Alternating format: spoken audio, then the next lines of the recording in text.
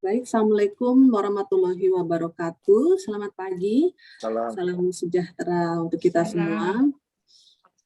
Kita akan mulai nanti tepat jam 10.40, tetapi perkenankan saya mengucapkan selamat datang dan terima kasih ya, terutama kepada rekan-rekan media yang telah meluangkan waktu di hari liburnya ya, Sabtu pagi untuk hadir di seminar media virtual IDAI yang saat ini membawakan topik IDAI menjawab kegalauan masyarakat tentang vaksin COVID-19 pada anak.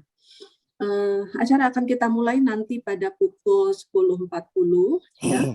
Dan kami informasikan juga bahwa acara ini juga akan dipublikasikan menyusul ya di YouTube resmi Ikatan Dokter Anak Indonesia.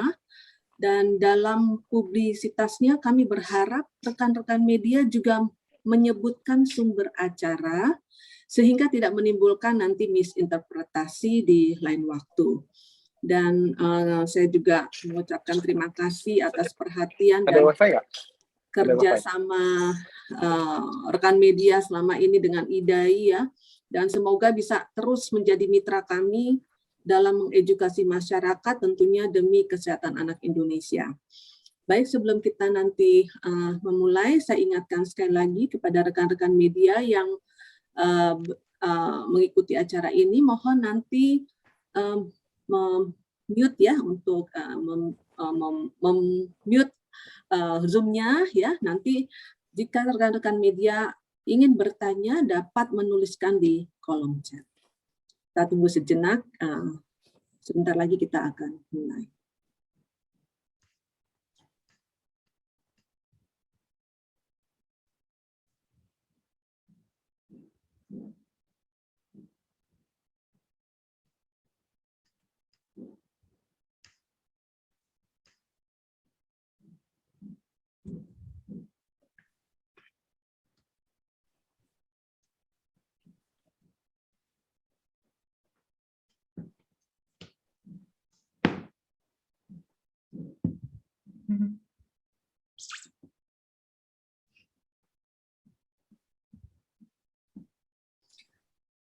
Baik, karena rasanya sudah cukup banyak ini ya, kita mulai saja. Sudah lebih dari 200 peserta kita pada pagi hari ini. Saya buka ya. Assalamualaikum warahmatullahi wabarakatuh. Waalaikumsalam warahmatullahi wabarakatuh. Waalaikumsalam. Selamat pagi rekan-rekan media, seluruh narasumber, serta seluruh ketua IDAI cabang yang meluangkan waktunya untuk hadir pada acara pada pagi hari ini. Alhamdulillah kita bisa berkumpul bersama walaupun via daring ya dalam keadaan sehat untuk membahas topik yang sangat hangat ya, yaitu seputar vaksinasi COVID pada anak. Kita ketahui pada saat ini masih ada orang tua yang masih ragu atau galau ya untuk memberikan vaksinasi COVID-19 untuk anaknya. Hal ini bisa karena juga informasi yang didapatkan dari orang tua masih kurang, dan yang juga masalahnya adalah masih banyaknya berita yang simpang siur, hoax ya, yang beredar di dunia maya. Untuk itu kami dari Ikatan Dokter Anak Indonesia mengadakan khusus ya acara seminar media virtual IDAI yang pada pagi hari ini mengangkat tema IDAI menjawab kegalauan masyarakat tentang vaksin COVID-19 pada anak. Perkenalkan, saya Dr. Berni dari IDAI yang akan memandu acara pada pagi hari ini sampai siang hari nanti.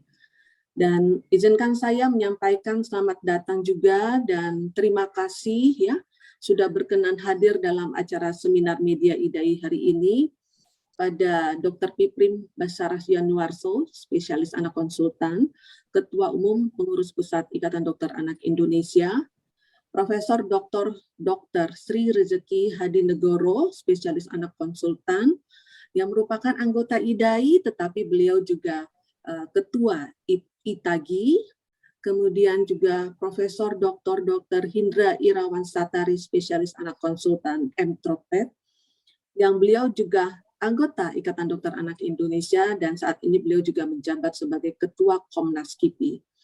Serta tidak lupa saya sampaikan juga terima kasih dan selamat datang kepada para ketua cabang IDAI dan anggota IDAI yang sudah hadir pada hari ini, dan tentunya yang terhormat rekan-rekan media yang kami cintai, yang selama ini telah menjadi mitra kami untuk ikut mengedukasi masyarakat demi kesehatan anak Indonesia. Berikut saya sampaikan susunan acara pada pagi hari ini. Nanti akan ada pembukaan dari Ketua Pengurus Pusat IDAI dan akan dilanjutkan dengan dua topik yang akan sangat hangat nih, sepertinya sudah dinanti-nantikan. Yang pertama akan disampaikan oleh Prof. Sri dengan topik mengenal lebih dekat vaksin COVID-19. Ya. Kemudian yang topik kedua adalah oleh Prof. Hingki, ya, Prof. Hindra Irawan Satari, kita akrab memanggil beliau Prof. Hingki, mengenai keamanan vaksin COVID-19 pada anak, apa yang harus diketahui. Ya. Baik, untuk itu izinkan saya memulai pembukaan, yaitu dengan mempersilahkan Dr. Piprim Basaras Yanuarso, spesialis anak konsultan. Sedikit saya bacakan dulu CV beliau. Berikut adalah CV beliau. Ya, beliau lulus dokter dari Universitas Pajajaran dan kemudian melanjutkan spesialis anak dan konsultan di Universitas Indonesia. Dan beliau sudah cukup lama ya malang melintang, baik itu di Ikatan Dokter Anak Indonesia maupun di dunia vaksinasi, karena beliau juga adalah founder dari Rumah Vaksin. Cukup banyak yang harus saya bacakan, sepertinya teman-teman media sudah bisa membaca sendiri ya. Untuk itu saya persilahkan kepada Dr. Piprim untuk memberikan sambutan. Baik, terima kasih Dr. Berni. Apakah suara saya terdengar? Ya, terdengar dengan baik. Assalamualaikum warahmatullahi wabarakatuh. Waalaikumsalam. Yang saya hormati pembawa acara Dr. Berni, kedua narasumber, guru-guru saya Prof. Sri, Prof. Hingki, seluruh ketua IDAI cabang di seluruh Indonesia, dan juga yang saya hormati dan saya banggakan adalah rekan-rekan media. Pada pagi hari ini kita akan mengadakan satu seminar media dengan topik yang sangat hot ya. Hot topik, karena masalah vaksinasi ini sebetulnya memang bukan hal yang baru ketika begitu ada vaksin, kemudian juga ada berita yang kontra dengannya. Ya. Kita tahu bahwa penyakit menular itu ada salah satu yang perlu diketahui adalah yang disebut dengan kekebalan setelah terinfeksi. Ya. Kekebalan setelah terinfeksi. Jadi biasanya ada penyakitnya dulu, sakit dulu, baru kemudian timbul kekebalan spesifik ya, antibodi, dan ketika terinfeksi lagi orangnya jadi kebal. Ya. Namun dengan anugerah akal yang diterimanya, manusia kemudian mencari cara bagaimana supaya sakitnya tidak dapat, tapi kebalnya dapat. Oleh karena itu dibuat yang disebut dengan vaksinasi. Vaksinasi ini sejarahnya sudah sangat panjang, ya, sudah ratusan tahun, dan prestasinya juga sudah banyak. Ya. Kalau kita baca sejarah, bagaimana penyakit-penyakit yang dahulu sangat mengerikan, bikin cacat, ya, seperti cacar misalkan, atau difteri misalkan ya, polio yang bikin banyak kelumpuhan, itu alhamdulillah setelah ditemukannya vaksinasi, ya, grafik kejadian kasusnya menurun sangat drastis, bahkan hingga sampai 0 kasus. Ya. Indonesia tahun 2014 itu sudah dinyatakan bebas polio. Ya. Dan salah satu temuan atau prestasi dunia medis yang sangat cemerlang ya vaksinasi ini sebetulnya. Ya. Karena bedanya sangat jauh sebelum dan sesudah ditemukan vaksinasi. Ya, contoh vaksin polio misalkan, itu dulu banyak sekali, zaman saya kecil itu saja masih ada yang pakai tongkat itu ya, karena kakinya kecil sebelah. Ya.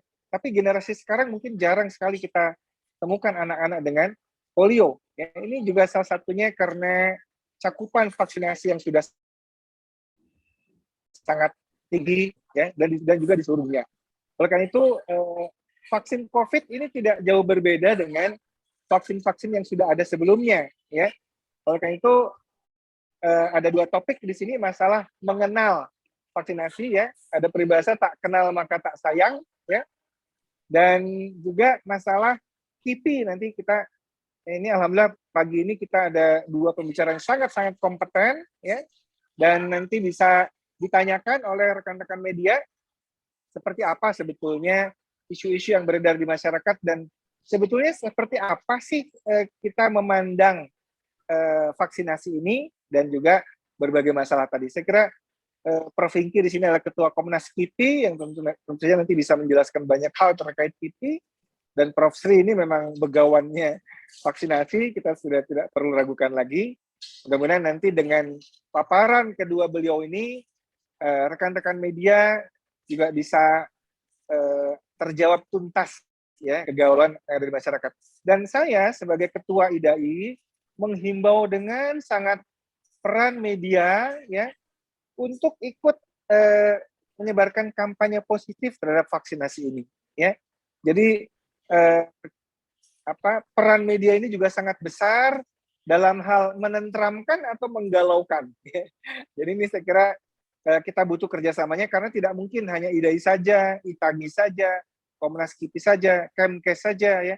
Tapi kita butuh partisipasi semua masyarakat dalam rangka menuntaskan pandemi ini agar segera bisa berlalu di negeri kita, ya, dan juga di seluruh dunia tentu saja. Saya kira itu saja, Dr. Bernie, sambutan dari saya. Mohon maaf apabila ada kekurangan, dan ini berisik, ini sedang ada acara. Terima kasih. Assalamualaikum warahmatullahi wabarakatuh. Waalaikumsalam warahmatullahi wabarakatuh. Terima kasih Dr. Piprim atas sambutannya, ya, di tengah-tengah kesibukan beliau. Baik, kita akan masuk rekan-rekan media dengan pembicara pertama, yaitu sudah tidak asing lagi, ya, di antara kita, Profesor Dr. Sri Rizky Hadinegoro, spesialis anak konsultan. Beliau lulus dokter umum dari Fakultas Kedokteran Universitas Pajajaran, dan untuk spesialis anak, konsultan, maupun doktor, dan beliau saat ini juga menjadi guru besar di Universitas Indonesia. Beliau sudah banyak sekali malang melintang, baik itu di IDAI sendiri, kemudian di dunia imunisasi, ya. Mungkin kalau kita ingin tahu segala sesuatu tentang imunisasi, paling tepat saat ini adalah bertanya dulu kepada Prof. Sri, ya. Dan saat ini beliau menjabat sebagai Ketua Indonesian Technical Advisory Group on Immunizations. Jadi selain menjadi anggota IDAI, beliau menjadi Ketua ITAGI. Baik, tidak akan berpanjang lebar. Saya persilahkan Prof. untuk menyampaikan paparan Prof. Ya. Terima kasih, Dr. Bernie. Assalamualaikum warahmatullahi wabarakatuh. Boleh saya izin share screen? Ya.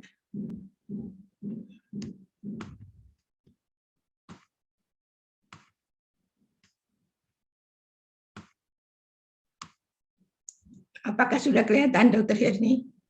Ya, sudah, Prof. Ya. Oke, terima kasih. Ya. Para hadirin sekalian, terutama teman-teman media, selamat pagi, Assalamualaikum warahmatullahi wabarakatuh. Selamat bertemu kembali dalam kita berbincang-bincang ini mengenai vaksin COVID. Jadi pagi ini saya sedikit ingin mengenalkan pada teman-teman sebetulnya apa sih vaksin COVID ini, apa yang harus kita ketahui gitu. Jadi sebelum kita ketahui, tentunya kita harus kenali dulu musuh kita itu siapa, dan bagaimana vaksin ini bekerja untuk melawan si musuh kita ini. Dengan sendirinya kita bisa lihat manfaat, lalu apakah dia bisa bekerja pada anak, dan bagaimana dengan vaksinasi booster, dan terakhir dengan take home message. Jadi kenalilah musuh kita. Musuh kita itu siapa sebetulnya?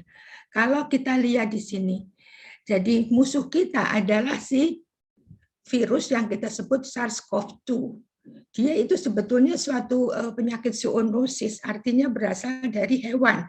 Di sini ada kelelawar, ada terenggiling yang mempunyai juga virus yang sama.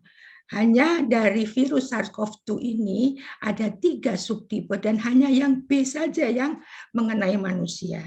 Karena dia melalui saluran napas, maka penyebarannya pun melalui saluran napas kepada orang seluruh dunia. Tetapi yang paling penting yang harus kita tahu, bahwa dari virus SARS-CoV-2 ini ada satu yang kita sebut antigen, yang kita sebut spike protein. Inilah sebetulnya yang harus kita sasar, karena spike inilah yang kemudian akan berikatan dengan pintu masuk dari saluran napas kita. Bagaimana kita mengenali musuh ini? Dari tadi ya saya ceritakan zoonosis dari binatang masuk pada manusia.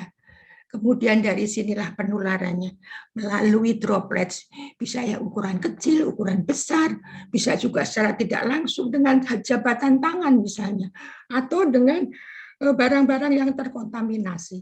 Ini kemudian terjadi transmisi penularan dari manusia ke manusia. Kita belum tahu apakah ini nanti akan menjadi penularan pada bayi yang dikandung oleh seorang ibu. Kalau dia tertular, kita masih belum tahu. Ini mungkin jangka panjang yang harus juga kita ketahui nanti. Saya ambil tadi ada droplets, ada direct contact, ada direct dengan kontaminasi alat-alat. Inilah yang kemudian menjadi dasar protokol kesehatan. Jadi kita harus tahu persis mengapa kita harus pakai masker. Kenapa kita harus sering cuci tangan? Kenapa nggak boleh berdekatan? Kenapa nggak boleh berkerumun dan nggak usah pergi-pergi keluar rumah? Karena ini tadi penularannya dari manusia ke manusia itu yang harus kita kurangi, itu yang harus kita cegah. Tentunya kalau ada yang sakit kita cari, kita tracing, kita kontaknya siapa, kita tes, dan kalau memang sakit kita obati. Jadi protokol kesehatan ini harus dihayati dengan baik sebelum kita menginjak pada pemberian vaksin. Jadi sebetulnya vaksinasi ini merupakan alternatif lain, alternatif intervensi dalam mengatasi pandemi. Harus dikerjakan bersama protokol kesehatan.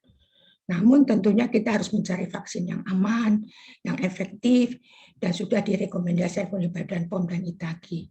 Juga logistik yang ada di negeri kita memenuhi apa tidak dengan jumlah kasus rakyat kita yang begitu besar. Nah ini juga harus menjadi pemikiran kita. Bagaimana pengaturan distribusi, pelaksanaan, itu adalah hal-hal pengaman pada pemberian vaksinasi di negeri ini. Karena tujuannya jelas bahwa kita ingin menurunkan kesakitan dan kematian akibat COVID. Dan juga kita ingin semua rakyat kita mempunyai kekebalan bersama-sama gitu. Inilah punya kata bersama-sama ini yang kemudian menjadi sesuatu yang harus segera, harus secepatnya harus dicapai. Harusnya akhir pada tahun yang lalu kita mencapai 70% dari vaksinasi kedua, atau malahan WHO mengatakan 40% dari populasi, karena kita ingin mencapai kekebalan bersama-sama. Kalau kita semua kebal, maka penularan ini nggak akan terjadi, gitu. Akan berhenti. Gitu. Nah ini yang kita inginkan. Tentu ini akan melindungi sistem kesehatan, dampak sosial dan ekonomi juga akan teratasi. Ya sekarang kita lanjut kepada vaksin COVID ini sendiri. Kalau dilihat lingkaran ini, betul-betul sangat-sangat complicated, sangat panjang. Artinya apa? Lingkaran yang paling luar itu ada di R&D, Research and Development. Bagaimana kita mencari bakalnya, cikal bakal vaksin tadi. Itu dikerjakan secara di laboratorium, sampai in vitro testing dan sebagainya. Sampai kita mendapat apa yang kita cari spike-nya, kita dapat kemudian kita coba di binatang di sini. Binatang ini juga bisa dari tikus, bisa dari marmot atau monyet. Kalau mereka ini survive dan kita bisa nilai antibodinya bagus, efek sampingnya kecil, maka kita masuk pada lingkaran yang berikutnya. Lingkaran ini masuk pada uji coba pada manusia yang kita sebut uji klinik. Jadi uji klinik ini berbagai fase, kita tahu fase 1 untuk safety, untuk keamanan, kemudian kita menginjak ke fase 2 safety juga dengan efficacy, baru fase 3 efficacy duluan, baru bagaimana proteksinya, berapa banyak. Dan kalau misalnya jelek, atau misalnya efek sampingnya tinggi, mungkin ini nggak jadi vaksin ini, berhenti sampai di sini. Tetapi kalau ini semuanya baik, maka kita masuk kepada produksi. Jadi yang di tengah yang kuning ini adalah produksi. Produksinya pun kita diawasi oleh Badan POM dengan baik. Scale up sampai penyimpanan, kemudian distribusi, barulah kita dapat yang di tengah biru ini adalah vaksin yang ideal, yang bisa diproduksi jutaan dosis.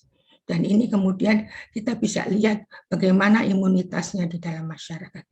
Jadi sekali lagi pada teman-teman bahwa membuat vaksin itu tidak mudah, memakan waktu panjang dan sangat-sangat ketat. Jadi jangan menganggap bahwa membuat vaksin begitu sederhana, tetapi pengamanannya betul-betul luar biasa. Nah, kalau kita kembali pada musuh kita tadi, saya katakan bahwa musuhnya adalah spike ini. Spike protein ini yang nonjol ini. Kalau kita besarkan seperti ini. Jadi kalau dia nanti berikatan dengan pintu masuk dari saluran napas, maka yang nempel pertama kali itu yang kita sebut di sini ada RBD, Receptor Binding Domain. Itulah yang tempat di mana dia nancepnya begitu ya, berikatan dengan pintu masuk dari saluran napas. Maka semua vaksin platform bermacam-macam di sini. Ada inactivated viral vector, ada ya protein subunit, ada DNA, RNA. Ini semuanya membuat vaksin. Kalau kita lihat yang di bawah, akhirnya akan membentuk antibodi. Antibodi siapa? Antibodi yang kita sebut RBD ini tadi. Jadi walaupun platformnya bermacam-macam, tapi hasil akhirnya adalah sama, yaitu memblok atau menutup pintu masuk tadi. Jadi ini yang mengapa nanti di belakang kok kita boleh booster dengan yang heterolog. Ya karena walaupun bermacam-macam, tapi hasil akhirnya sama. Inilah idenya kenapa bisa memakai secara bergantian gitu. Ini sedikit ruwet, tapi sebetulnya disederhanakan bahwa yang paling banyak yang kita lihat adalah inactivated whole cell platformnya, kemudian juga viral vector, kemudian juga virus protein subunit dan juga RNA. Jadi kita lihat di sini satu persatu. Di inactivated ini adalah virusnya virus utuh gitu ya, utuh tapi dimatikan, kemudian disuntikkan. Dan ini ditangkap oleh yang namanya antigen presenting cell untuk membuat respons imun. Demikian juga protein subunit, tapi dia sudah lebih spesifik, diambil nih proteinnya tadi. Ini yang dimasukkan, disuntikan, tetapi hasil akhirnya juga sama. Demikian juga pada viral vector. Ini ditumpangkan pada virus lain yang tidak berbahaya.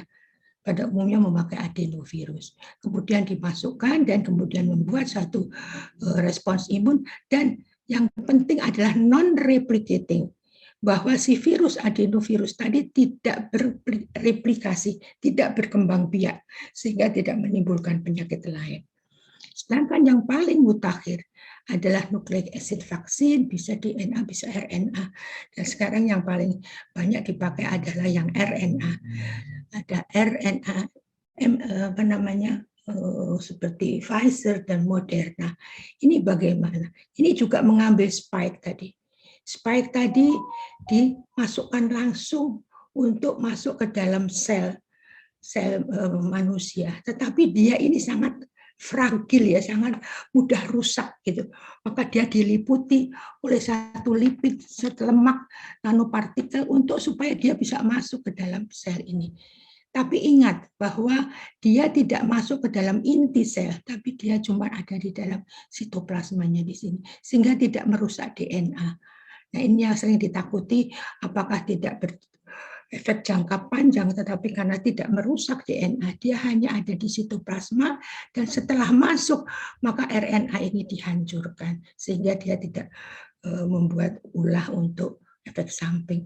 Ini hal-hal seperti itu, bahwa hoax-hoax yang mengatakan bahwa merubah DNA dan sebagainya, saya kira itu tidak tepat. Hal lain yang penting diketahui adalah respons imun. Respons imun itu sulit sekali memang dimengerti, tetapi kita bisa melihat bahwa kalau COVID ini disuntik 2 kali, itu merupakan respon primer, dia nggak bisa 1 kali. Dia memang pasangannya harus 2 kali, supaya betul-betul yang kita sebut memori selnya itu teraktivasi dengan baik. Nah, kalau yang kedua ini kita diamkan, dia akan turun suatu saat. Maka di sini kita harus berikan yang disebut booster untuk meningkatkan, dan dia membuat satu antibodi yang titernya sangat tinggi sehingga dia bertahan lama. Inilah idenya mengapa kita memberikan vaksinasi booster. Tetapi harus diingat bahwa respon antibodi ini tidak selalu manis seperti ini, bagus seperti ini. Dia bisa bermacam-macam seperti di gambar nomor sebelah kanan. Dia bisa seperti ini bagus di atas ambang batas proteksi, bagus, naik sebentar kemudian turun, tapi tetap tinggi. Tetapi ada juga yang rendah. Ya, jadi walaupun dia disuntik dengan vaksin yang sama, tetapi kok antibodinya nggak mau naik. Nah, ini tentunya sangat bergantung dari kondisi seseorang, kondisi pejamunya. Jadi tidak aneh kalau misalnya udah disuntik kok masih juga kena COVID. Nah, mungkin dia tidak naik antibodinya, dia di bawah batas proteksi. Nah, ini skenario-skenario yang mungkin perlu diketahui. Ini tadi saya sudah bicarakan bahwa uji klinik pada manusia ini bertahapnya fase 1, fase 2, dan fase 3. Tetapi di dalam keadaan darurat ini, fase-fase ini bisa dipercepat sehingga dia beroverlapping dan mempercepat waktu, bisa selesai dalam paling nggak 18 bulan atau 2 tahun kita sudah bisa menyelesaikan. Kalau tidak, ini bisa vaksin bisa sampai 10 tahun karena mencari relawannya, kemudian juga uji-ujinya ini tidak sederhana. Nah, ini penting bahwa kita selalu mengatakan herd immunity, kita selalu mengatakan prokes. Sebetulnya dua-duanya itu berjodohan begitu ya, berpasangan. Kita lihat di paling atas. Kalau imunisasi tidak dikerjakan, 5M juga tidak dikerjakan. Apa yang terjadi? Kita bisa lihat di sini infeksi. Infeksi ini akan menyebar. Dan yang merah ini adalah orang-orang yang sakit, maka penyebaran ini sangat-sangat masif, sehingga hampir semua orang sakit. Dan tentunya kematiannya juga banyak. Bagaimana kalau imunisasi tidak dikerjakan, tapi kita hanya mengerjakan 5M saja? Itu lumayan sih, mengurangi penyebaran berkurang. Tetapi masih ada yang sakit, walaupun lebih sedikit dari yang pertama. Dan yang meninggal pun masih ada. Namun kalau kita pakai dua-duanya, kita berikan juga imunisasi dan kita jalankan dengan baik 5M, maka transmisi penularan ini yang akan kita cegah dengan baik. Insya Allah semuanya bisa tercegah sehingga tidak ada transmisi. Tetapi pasti ada beberapa yang kena sakit, tetap seperti tadi saya katakan bahwa antibodi seseorang tidak sama dan masih mungkin ada yang meninggal, tetapi sangat-sangat sedikit. Nah, inilah konsep kenapa 5M harus dikerjakan bersama-sama dengan vaksinasi. Apa vaksin yang ada di Indonesia? Sangat banyak sekarang ini yang sudah dapat EUA dari Badan POM, tergantung dari platformnya. Kita ada di sini, ada Sinovac dan inactivated, Bio Farma juga dari Sinovac juga dengan activated, AstraZeneca, viral vector, kemudian ini apa ini? Ini adalah Sinovac, Moderna dan Pfizer, ada dari mRNA, ini ada yang dipakai program dan ini adalah yang di luar program seperti Sputnik, Janssen, CanSino, Cibio itu adalah Anhui dan juga Novavax. Jadi vaksin-vaksin ini ada di Indonesia dan kita tahu persis kalau kita lihat bagaimana klasifikasi dari vaksin ini. Kita punya semua data dari sejak dia melakukan penelitian fase 1, fase 2, dan fase 3. Mengapa Badan POM bisa memberikan izin? Karena betul-betul kita nilai satu persatu dan dari efek keamanan terutama dan juga efektivitasnya. Bagaimana vaksinasi pada anak? Kalau kita lihat anak yang menderita COVID, memang bebannya tidak sebesar dewasa. Namun para pakar berpendapat kalau dunia mau bebas COVID, setiap orang harus divaksinasi termasuk anak tentunya. Mengapa demikian? Ya, kalau kita lihat secara klinis ini COVID anak ini biasanya ringan atau kadang-kadang malah tidak bergejala. Tapi juga ada kelompok anak-anak dengan risiko tinggi karena mempunyai komorbid. Obesitas itu juga suatu risiko untuk anak. Diabetes, penyakit jantung bawaan, asma, kelainan genetik, keganasan atau kanker, defisiensi imun, itu semua membuat anak-anak ini berisiko tinggi. Sehingga dia bisa berat, perlu perawatan, masuk ICU, dan kadang-kadang menjadi fatal karena komplikasinya. Dan juga risiko menular. Walaupun angka kejadian anak ini sekitar 12,1% di Indonesia dari total kasus, tetapi dia menular juga kepada orang lain, pada orang tuanya, pada kakek neneknya, mungkin teman tempat bermain, dan sebagainya. Maka kalau anak-anak ini kita berikan suntikan, kita akan mencapai herd immunity itu dengan cepat. Dia membantu kita mencapai herd immunity. Dan ini bisa membantu kita kembali ke kehidupan normal, misalnya sekolah bisa dibuka dan sebagainya. Tapi ingin saya sampaikan di sini ada gambaran yang perlu mendapat perhatian. Anak-anak ini kasusnya akan naik kalau setelah liburan. Ini adalah anak umur 0,2 sampai umur 3 dan 6 tahun. Yang biru adalah di bawah 2 tahun, yang hijau adalah 3 sampai 6 tahun. Lihat di sini, libur Idul Fitri, libur Idul Adha, libur 17-an, lalu libur bersama, ini selalu naik begini. Mengapa? Karena ini dibawa orang tuanya tentu. Dibawa berpariwisata, jalan-jalan ke mall, ke pasar. Nah, ini yang kemudian menjadi keprihatinan kita. Bukan hanya pada anak yang kecil, anak yang besar pun demikian. Anak SD, SMP, SMA bisa dilihat trennya begitu naik setiap hari libur. Nah, ini sesuatu hal yang mungkin perlu diperhatikan bahwa anak-anak ini sangat rentan juga bertemu dengan orang lain, kerumunan yang kita tidak tahu apakah ada yang menderita, apalagi yang OTG merasa tidak sakit tapi dia tetap menular. Jadi ini bisa lihat bahwa data ini memprihatinkan, salah satu sebagai alasan kenapa anak-anak harus divaksinasi. Jadi kalau kita lihat vaksinasi anak ini akan bermanfaat, bukan buat dirinya sendiri, tapi juga melindungi orang di sekitarnya, baik itu nenek kakek, orang tua, teman, guru, dan sebagainya. Tetapi kita harus tahu persis bahwa vaksin yang dipakai di anak ini harus aman. Uji coba harus sesuai dosis. Maka kita tidak melakukan secara bersama-sama, tapi kita bertahap. Kita berikan dulu pada anak yang lebih tua. SMP, SMA, 12 sampai 17 tahun. Kalau ini terbukti aman, baru kita lanjutkan pada anak-anak SD 6 sampai 11 tahun. Dan anak 11 tahun ini sudah mulai tahun ini, setelah tahun yang lalu, bulan Juni, Juli, Agustus, itu anak SMP, SMA. Dan sekarang kita coba untuk anak-anak di SD. Jadi polanya seperti ini, kita mencoba dulu pada dewasa 18-99 tahun, kalau itu sehat, aman, kita turun ke lansia. Lansia aman, kita turun ke remaja, 12-17 tahun. Kemudian anak-anak SD, dan kita sampai di sini berhenti dulu, kita evaluasi dulu, apakah memang perlu pemberiannya pada anak balita. Jadi semua ini ditata dengan baik, dengan pemantauan yang cermat, sehingga kita tidak gegabah di dalam memberikan vaksinasi pada anak. Ini contoh kenapa kita memakai Sinovac.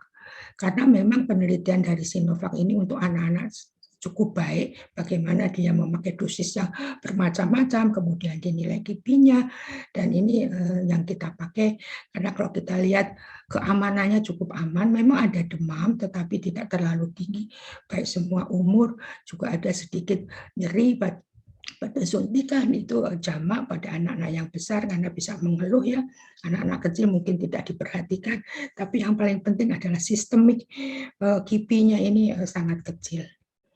Jadi untuk anak memang perlu dipersiapkan atau tidak? Sebetulnya tidak ada persiapan khusus untuk anak. Yang penting kita harus menjelaskan secara psikologis pada anak kenapa dia harus divaksinasi. Kita harus jelaskan dengan baik dan juga mempersiapkan tentunya jangan kurang tidur, jangan belum sarapan, apalagi anak-anak yang dengan komorbid harus minum obat. Saya kira itu hal-hal yang biasa. Anak-anak ini sebetulnya sudah biasa mendapat vaksinasi di sekolah dan ibunya juga sudah paham betul sebetulnya apa yang dikerjakan sebelumnya. Jadi untuk COVID ini persiapan itu sebelum vaksin, saat vaksin harus ditemani, dan setelah vaksin harus dipantau apa yang dirasakan. Jadi kita juga lihat bahwa sebelum divaksinasi, IDAI sudah memberikan asupan kepada pemerintah, kepada Kemkes di sini, apa saja checklist, apa saja yang harus ditanyakan. Apakah dia sakit demam waktu itu, bagaimana vaksin yang lalu, apa pernah sakit COVID, apa pernah kontak, apa pernah dirawat karena penyakit yang lain, atau ada hal-hal yang memberatkan. Ini semua ditanyakan pada saat imunisasi. Sedikit saya tambahkan untuk booster. Kenapa booster dilakukan? Kita lihat bahwa semua vaksin, bukan hanya Sinovac, yang diberikan setelah 6 bulan kelihatan menurun antibodinya. Ini bisa dilihat di gambar yang sebelah kiri, di Pfizer dan Sinovac. Semua turun walaupun tidak sehebat Sinovac. Turun dari 1-2 bulan, kemudian 3-5 bulan sudah menurun, hampir separuhnya dari Sinovac sudah turun. Ini juga dibuktikan bahwa dalam 6 bulan ini antibodinya sudah menurun. Sehingga inilah alasan pertama mengapa kita memberikan. Hal lain adalah varian of concern, adanya varian-varian baru dari alfa, beta, gamma, delta, apalagi ada omikron. Sebetulnya omikron adalah turunan dari beta. Jadi ini yang kemudian juga menjadi alasan bahwa mungkin kita perlu meningkatkan antibodi, melihat mutasinya juga mulai membanyak. Dan untuk khusus omikron sebetulnya memang masih menjadi tanda tanya, dikatakan menularnya lebih cepat, tetapi untuk derajat penyakit kelihatannya tidak membuat menjadi lebih berat. Kalau kita lihat sampai saat ini yang meninggal ada di Inggris, tapi negara lain tidak melaporkan, juga di Indonesia. Dan kemudian apakah ini menurunkan antibodi kita, apakah menurunkan efektivitas vaksin, dan bagaimana impact diagnostik dan juga pengobatan. Ternyata ini bisa kita tanggulangi dan tidak terlalu berat, walaupun kalau memang penularan ini sangat masif, ini yang kemudian kita harus kombinasi dengan protokol kesehatan, tidak bisa melulu hanya dari vaksin. Ini bagus dari detik.com, saya salin di sini bagaimana mengenal dari Omikron. Ada 7 katanya di sini ya, jadi ada varian baru, berasal dari Afrika Selatan, dan juga ini harus diwaspadai karena bisa infeksi berulang dan sebagainya, cepat menular dan sebagainya. Jadi ini satu, saya contohkan bahwa detik.com dengan KPCPEN sudah memberikan satu penerangan yang sangat baik. Ini contoh kelihatan kalau vaksin booster yang suka dipertanyakan kenapa bisa yang sama, perlunya yang sama dengan yang primer atau bisa berbeda. Itu istilahnya kalau sama adalah homolog atau yang berbeda adalah heterolog. Nah ini adalah bukti bahwa kalau diberikan homolog, katakan ini yang di bawah, Sinovac di booster dengan Sinovac, maka naik nih antibodinya. Sekarang sini AstraZeneca dengan AstraZeneca naik juga, Pfizer dengan Pfizer naik juga. Jadi penelitian di Chili ini mengatakan bisa homolog antara mereka sendiri dari vaksin yang sama. Ini juga penelitiannya di Chili ini, jadi dia mengatakan untuk CoronaVac kalau di booster dengan CoronaVac sendiri bisa menaikkan untuk mencegah penyakit corona. Ini juga untuk Pfizer dan AstraZeneca. Dan dia juga mencegah untuk perawatan. Jadi kalau dia homolog juga cukup baik. Tapi juga ada penelitian dengan heterolog. Katakan sini AstraZeneca dengan Pfizer, AstraZeneca dengan mRNA yang lain termasuk Moderna, Sinovac dengan Astra, Sputnik dengan Astra dan macam-macam. Jadi ini hasil-hasil penelitian ini yang kemudian kita jadikan sebagai pertimbangan. Ya bisa dilihat di sini secara sepintas saja bahwa kita akan mencapai adalah antibody RBD yang tadi kita bisa lihat di sini CoronaVac dengan CoronaVac dengan Astra, ini Astra dengan Astra kita bisa lihat bahwa mereka memang meningkat. Kemudian juga di sini terhadap varian of concern tadi, terhadap beta, delta, juga tapi tidak ada Omicron di sini. Jadi dia juga bisa melawan mutasi-mutasi yang ada sekarang. Ini di sini Sinovac dengan AstraZeneca untuk Alpha dan Delta cukup bagus. Jadi dengan adanya heterolog ini juga mempunyai kelebihan di dalam melawan mutasi.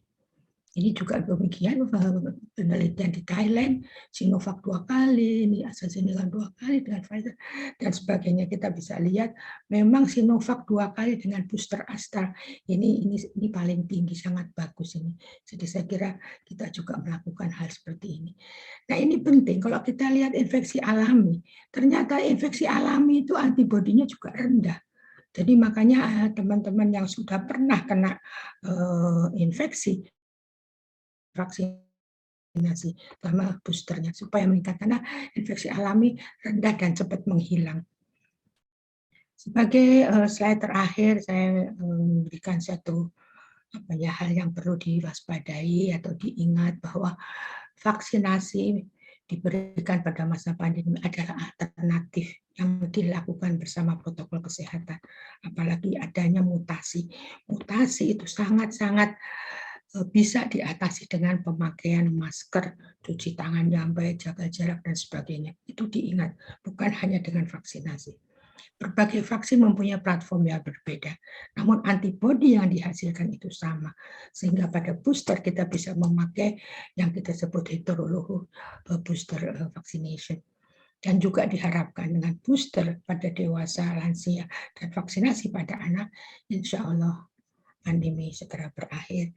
Dan ini saya akhiri bahwa Omicron itu tidak bisa diramal. Dia ketok-ketok pintu dan dilihat, wah ada Omicron. Ternyata Omicron datang dari belakang. Walaupun kita sudah tutup semua bandara, pintu-pintu masuk Indonesia, ternyata kita masih kecolongan juga Omicron masuk di Indonesia. Terima kasih atas perhatiannya. Wassalamualaikum warahmatullahi wabarakatuh. Waalaikumsalam warahmatullahi wabarakatuh. Terima kasih Prof. Sri atas pemaparannya yang sangat rinci. Saya harap juga teman-teman dari rekan-rekan media juga bisa mendapatkan tadi poin-poin penting dari Prof. Sri. Dan kalau kita lihat dari salah satu slide beliau bahwa penelitian vaksin COVID itu sudah di mana-mana ya Prof. Di luar negeri dan negara lain juga sudah cukup banyak yang menggunakan vaksin dan Indonesia menjadi salah satu negara yang beruntung karena kita mendapatkan vaksin untuk masyarakat kita. Masih banyak ya Prof ya, negara lain ada beberapa juga yang masih belum mendapatkan vaksin. Jadi kalau di negara kita sudah menyediakan, nah bagaimana? Apakah kita masih ragu gitu ya dengan vaksin yang sudah diterangkan oleh Prof. Sri dan juga tadi Dr. Piprim bahwa vaksin ini juga sudah terbukti menurunkan berbagai macam masalah di penyakit infeksi dan insya Allah di salah satunya adalah COVID-19. Baik, kita akan lanjut ke pembicara kedua. Pembicara kedua adalah Profesor Dr. Hindra Irawan Satari, spesialis anak konsultan M.Troptek. Beliau juga S1, dokter umum dari Fakultas Kedokteran Universitas Padjadjaran, dan beliau mendapatkan spesialis anak, konsultan, juga doktor di Universitas Indonesia, dan juga mendapatkan Master of Tropical Pediatrics ya di School of Tropical Medicine Liverpool University di UK ya, dan beliau juga menjadi salah satu guru besar kami di FKUI. Saat ini kalau kita lihat di CV beliau sudah salah satu juga pakar imunisasi, jadi sengaja kami menampilkan yang pakar-pakar sehingga rekan-rekan mendapatkan informasi dari orang yang paling kompeten di bidangnya ya. Dan saat ini beliau menjabat sebagai Ketua Komnas PPKIP di Kementerian Kesehatan RI, Sudah cukup lama ya, dari 2015 hingga sekarang. Baik, Prof. Hingki, saya berikan waktu untuk memaparkan materinya. Terima kasih, Dr. Berni. Assalamualaikum warahmatullahi wabarakatuh. Para sejawat guru besar, teman sejawat, anggota-anggota IDAI, serta andalan saya, para rekan media, para pahlawan tanpa jasa di front terdepan, memberikan informasi yang akurat dan kredibel kepada masyarakat agar masyarakat tenang dan yakin mengenai imunisasi tentunya ya. Karena tadi Prof. Sri telah panjang lebar secara rinci mengenai bagaimana sampai vaksin diinisiasi dan bagaimana cara kerja dan perlindungan yang dicapai.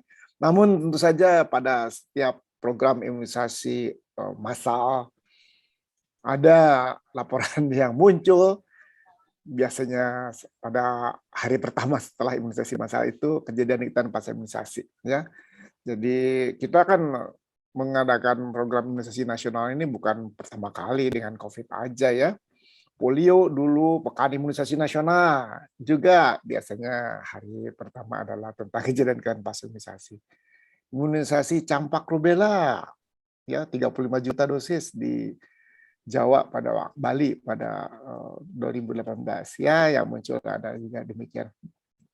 Dan mudah-mudahan ya apa yang saya sampaikan di sini dapat lebih memahami tentang kejadian tanpa imunisasi, dapat menenteramkan masyarakat dan para teman sejawat media yang terima kasih selama ini kita telah bekerja sama agar masyarakat lebih paham lagi mengenai kejadian tanpa imunisasi lagi. Saya mencoba untuk screen share.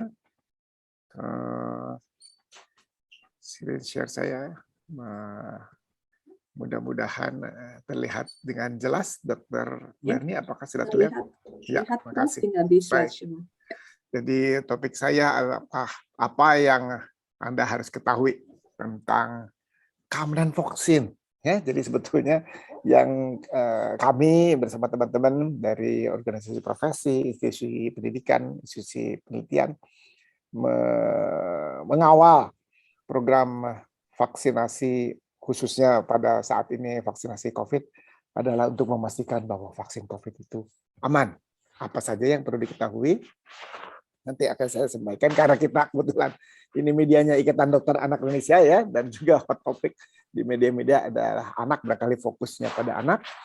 Bagaimana penanganan KIPI pada anak, apa pentingnya vaksinasi pada anak sebetulnya sudah disampaikan oleh Prof. Sri, saya hanya reminding dan tentunya diakhiri dengan kesimpulan. Teman-teman, saya ingin menghimbau teman-teman agar data kasus baru COVID itu disampaikan di media Anda dari hari ke hari ya, karena dengan demikian kita bisa melihat perbandingannya. Kalau teman-teman lihat ini akses untuk mencapai data mengenai COVID mudah sekali, gratis. Di Google ada.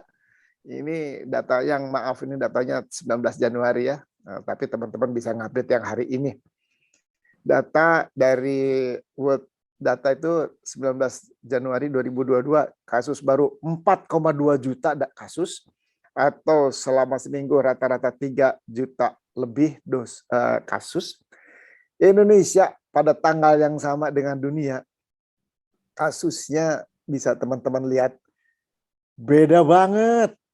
Ya, dunia 4,2 juta, Indonesia tanggal 19 Januari beberapa hari yang lalu kasusnya 1.745 atau rata-rata 1.000 kasus, padahal di dunia 3 juta kasus. Jadi saya mohon teman-teman media menyampaikan kepada masyarakat angka di kita dengan angka dunia itu sangat berbeda. Jadi tolong disepakati bahwa langkah yang telah kita lakukan bersama ini memang sudah ada di jalur yang benar. Ya, artinya bukan jasa pemerintah, karena pemerintah membuat peraturan kalau rakyatnya tidak patuh nggak ada hasilnya. Kalau ini kan terlihat bahwa kinerja ini kita peroleh karena kebersamaan antara yang membuat kebijakan dan yang melaksanakan. yang mematuhi, yang mentaati. Karena kalau kita bersatu, musuhnya cuma satu, si virus COVID ini. Kita juga pakai bambu runcing dulu melawan penjajah, berhasil merdeka. Kalau kita juga demikian, kompak, maka musuh kita suatu saat akan kita kalahkan. Ya, ini data bulan Juli. Masih ingat nggak di IGD, di ICU, cari oksigen, cari tempat, ya heboh. Sekarang beda banget kan? Ini bulan Juli tanggal 9. Ini kan ini puncak waktu itu kita. Ini kan alhamdulillah loh. Hari ini ya teman-teman lihat di rumah sakit, di ICU, ya oksigen dan lain sebagainya berbeda. Mohon teman-teman media bisa meyakinkan kepada masyarakat, membantu menaati kebijakan-kebijakan yang kita sudah sepakati ya bersama ya oleh para ahli juga ya, semua yang mempunyai kompetensi dalam bidangnya.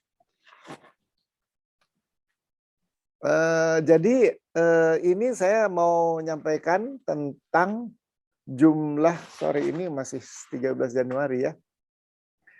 Yang divaksinasi pertama itu, ini tanggal 13 jadi minggu yang lalu, 137 juta dosis.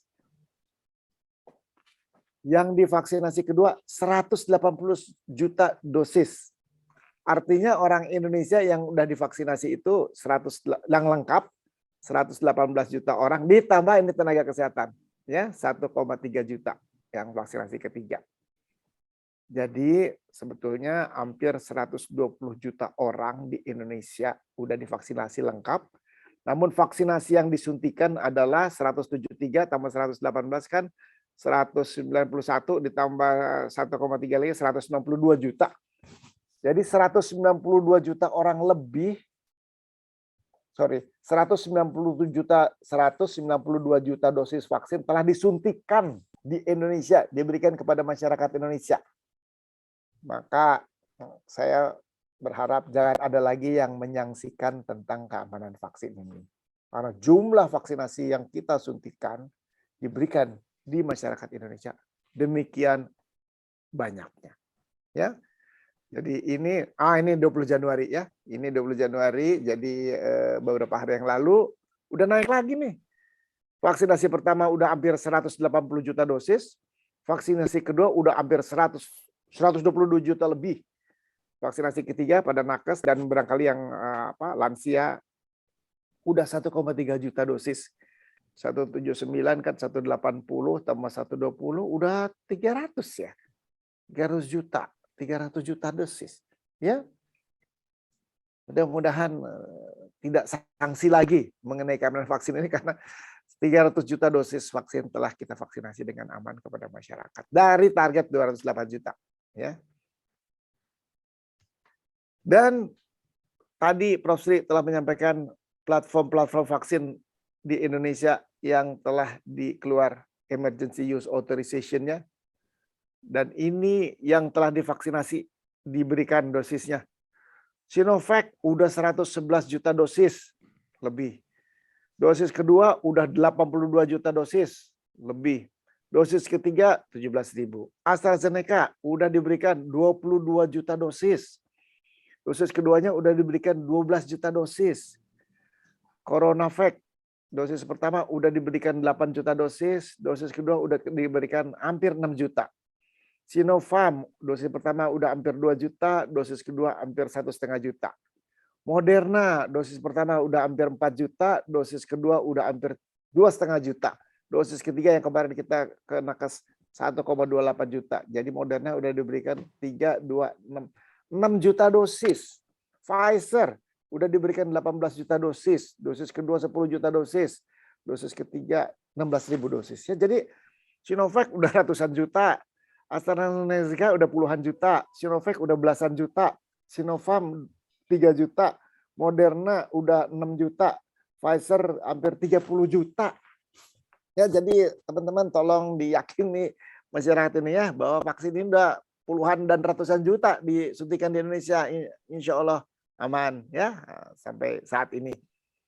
Jadi, nah sekarang gimana pada anak ya? Pfizer itu udah diberikan di Amerika juga Moderna pada anak remaja. Pfizer itu atau maaf nih ya, apa Pfizer dan Moderna, pokoknya 5 juta remaja. 5 juta remaja telah disuntik baik Pfizer dan Moderna di Amerika Serikat sampai dengan hari ini ya, 5 juta. Lalu barusan November 2021 Amerika memberikan juga pada 5 sampai 11 tahun ya, waktu ini Pfizer yang diberikan.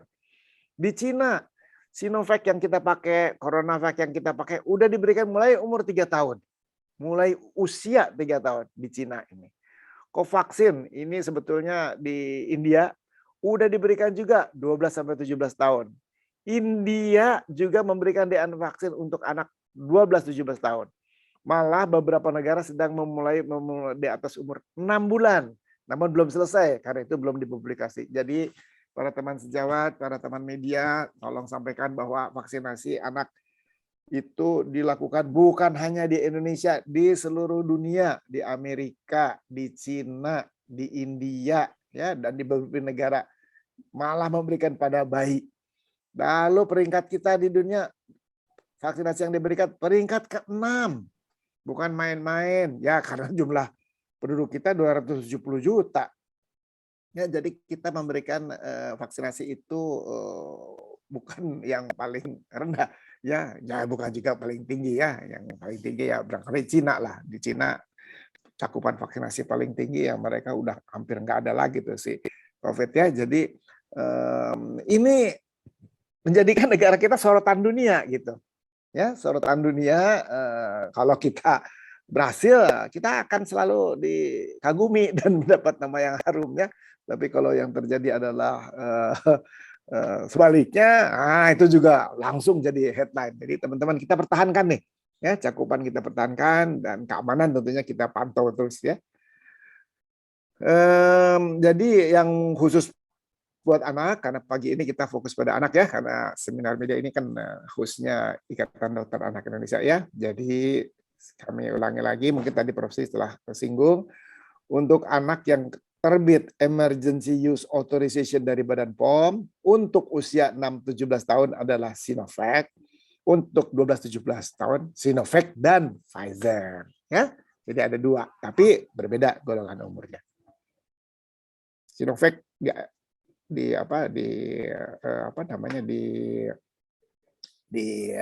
Cina diberikan mulai umur 3 tahun. Pfizer di Amerika diberikan mulai umur 5 tahun. Gimana gejalanya? Ada, ini uji klinis fase 1 pada anak dan usia remaja usia 3-17 tahun di China seperti biasa. Karena ada benda asing dimasukkan ke tubuh pakai jarum, tentu ada reaksi lokal, nyeri, bengkak, indorasi, ada proporsinya rendah.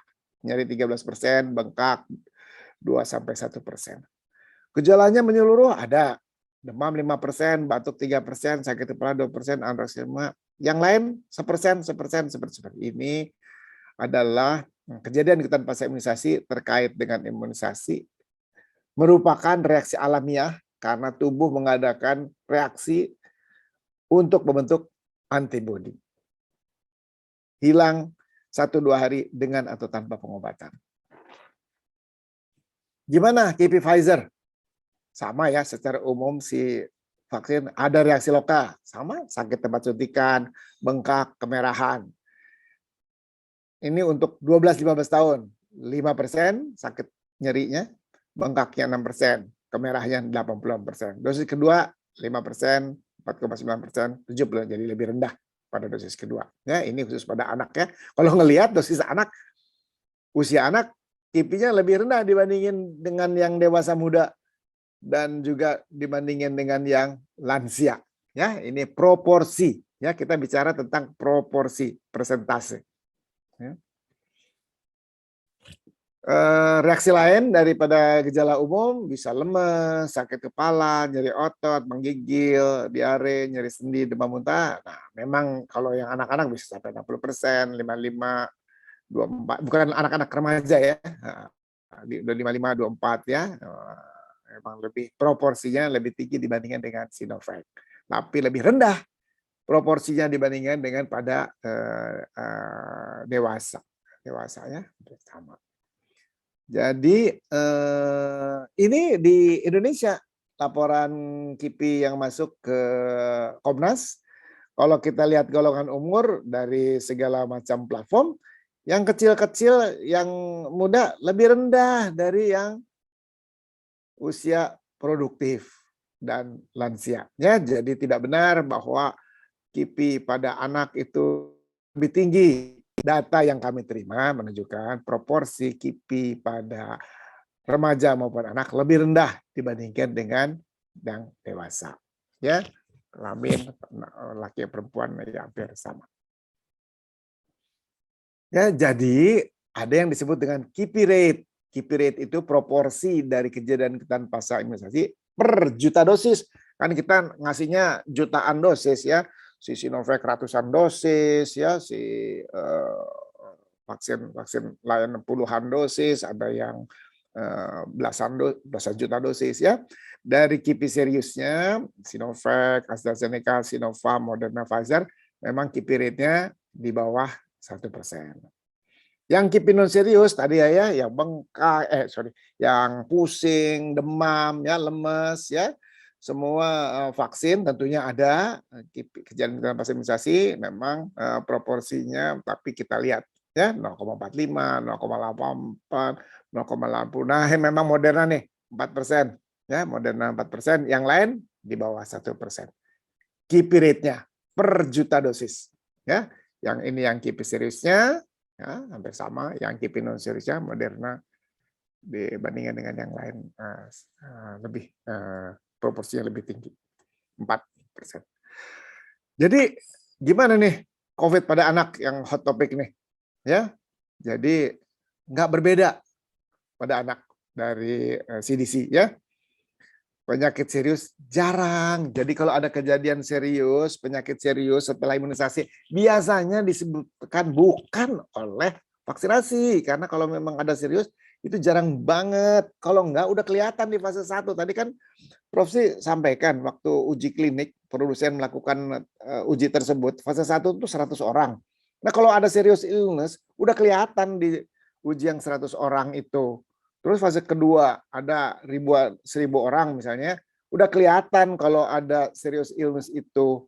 Terus fase 3 puluhan ribu orang di berbagai negara, di berbagai benua. Juga kelihatan kalau misalnya ada ya.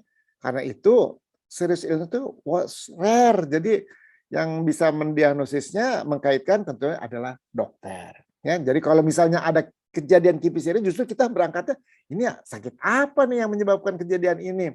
Karena biasanya kalau serius ini tuh jarang menyebabkan atau terkait dengan imunisasi, ya karena biasanya reaksinya bersifat ringan atau menengah reaksinya, ya nyeri tempat suntikan, ya demam atau nyeri kepala, ya.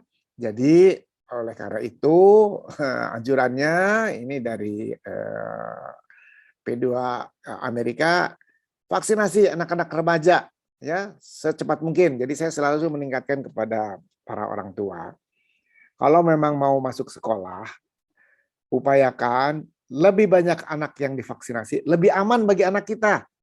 Ya, jadi lebih rendah penularannya karena tadi Prof. Sri sudah sampaikan, virus itu memang mau bertahan hidup nalurinya.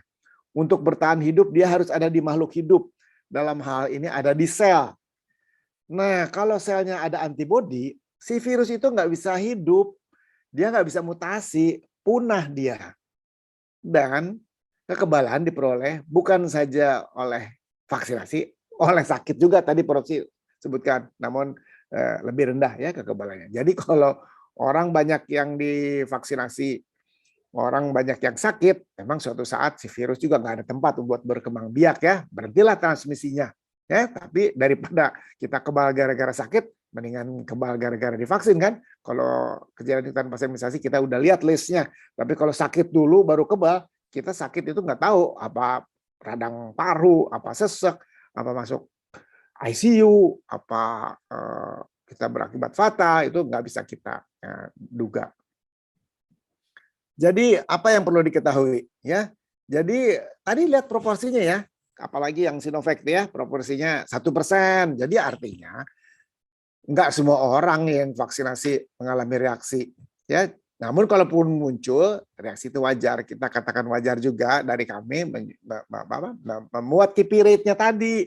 Kalau KIPI rate-nya masih rendah, tentu vaksin itu aman, itu merupakan wajar karena reaksi tubuh terhadap benda asing yang masuk dalam upaya untuk membentuk antibodi ya. Dan kita tahu kalau list-list KIPI tadi, daftar-daftar KIPI itu dibandingkan kalau terkena COVID itu lebih mengerikan, lebih dahsyat, lebih tidak terduga. Komplikasinya bisa bersifat akut, tapi bisa seminggu, 2 minggu, 3 minggu, bisa juga ada long term COVID. Yang juga kita masih pelajari nih, long COVID ini berapa lama, apa seumur hidup, ya apa kerusakan yang diberikannya atau yang ditimbulkannya bertambah, itu sedang dipelajari. Ya.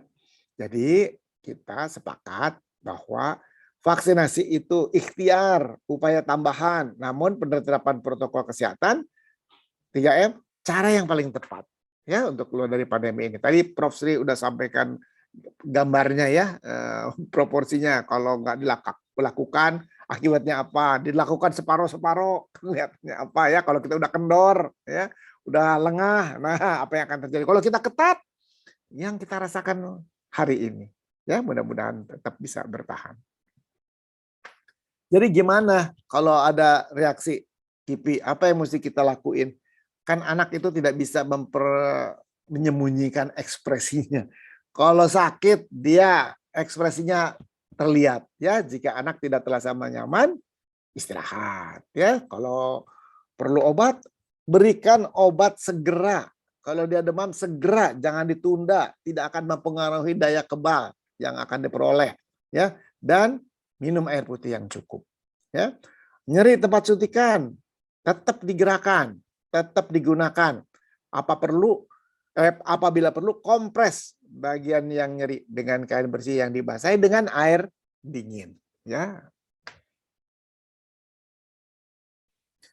Lalu jangan lupa bahwa diberikan vaksin itu tidak instan, tidak segera terbentuk antibodi. Dia akan optimal terbangun 2 pekan setelah vaksinasi dosis kedua ya. Yang instan itu apa? Masker. Masker itu instan. Virus itu nggak tembus ke masker kita kalau kita memakai masker dengan baik ya, menutup hidung, menutup mulut, ya, menutup pinggir-pinggir itu nggak tembus sih. Itu kebal kita ya, instan. Tapi kalau divaksin optimalnya 2 minggu setelah divaksin ya. Dan meskipun telah divaksinasi memang bisa, tapi jarang ya.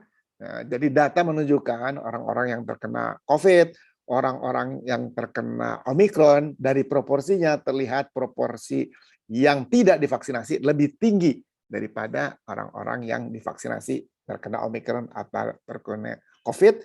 Bahkan kalau dia udah divaksinasi, meskipun kena Omikron, meskipun kena COVID, biasanya ringan atau bahkan tidak mengalami gejala. Ya, nah yang bahaya kan itu orang tanpa gejala itu masih dapat menulari orang lain. Karena itu meskipun merasa sehat harus tetap masker, jaga jarak 1,5 sampai 2 meter supaya virusnya nggak loncat ke orang lain atau virus orang lain yang loncat ke kita. Rajin cuci tangan pakai sabun karena dengan cuci tangan aja si virusnya mati, si virusnya lepas dari permukaan tubuh kita. Dengan sabun saja cukup sederhana. Jadi tadi Prof. juga telah sampaikan bahwa untuk penularan infeksi kita itu terganggu gangguan keseimbangan antara daya tahan tubuh kita, kemudian si virusnya dan lingkungannya. Ya, si imunisasi hanya mempertahankan, meningkatkan kekebalan daya tahan tubuh kita, tapi tidak bisa mengendalikan si virus. Yang bisa dikendalikan ya kita sendiri. Jadi pakai masker, jaga jarak, ya. Nah, pakai desinfektan, ya, perbaiki sanitasi. Lingkungan gimana? Nah, lingkungan ya jauhi kerumunan, ya, antri, ya, jaga jarak juga ya. Kalau ini kita jaga, kita insya Allah sampai saat ini kan kita dalam keadaan sehat karena keseimbangan ini tetap terjaga ya. Jadi nggak bisa cuma mengandalkan ini aja ya. Jauhi virusnya, cari lingkungan yang aman, yang ventilasinya baik ya, yang jumlah atau kontak kita jaga. Kalau kita ngobrol jangan lebih dari 15 menit, bicara di ruangan yang terbuka, yang ventilasinya baik dan ada sinar matahari ya sebagainya. Jadi apakah seseorang langsung mengalami KIPI setelah vaksinasi? Nah, kontraindikasi terhadap vaksinasi itu ada dua. Yang nomor satu itu alergi terhadap komponen vaksin. Jadi dia akan menunjukkan reaksi alergi dan reaksi alerginya pun berbagai derajat tergantung sensitivitas seorang. Ada yang alerginya ringan aja, cuma gatel atau bentol, ya. Tapi ada juga yang berat. Ya itu sangat individual. Kalau alergi ringan atau sedang mungkin bisa diulang lagi untuk vaksinasi berikutnya. Namun dianjurkan untuk divaksinasi di Fasiankes yang ada dokternya. Kalau reaksinya berat setelah divaksinasi yang merupakan alergi berat tentunya dianjurkan untuk memakai platform yang lain ya. Namun ini sangat jarang ya. Jadi 15 menit itu nunggu untuk menjaga reaksi atau alergi atau tidak ya terhadap si penerima vaksin ya gitu. Karena yang biasanya timbul sih sebetulnya cuman sakit kepala ringan, pembengkakan suntikan ya, demam ringan atau anak-anak mungkin rewel. Alergi jarang terjadi. Jadi kalau vaksinasi kedua bisa lagi. Memang ada yang mengalami KIPI yang lebih kuat setelah dosis kedua, namun ada juga yang enggak. Ya, jadi semua ini normal, bisa terjadi, sangat individual, tergantung dari seseorang, tapi biasanya hilang dengan sendirinya dalam beberapa hari. Lalu gimana anak harus dibawa berobat? Biasanya kejadian tanpa imunisasi demam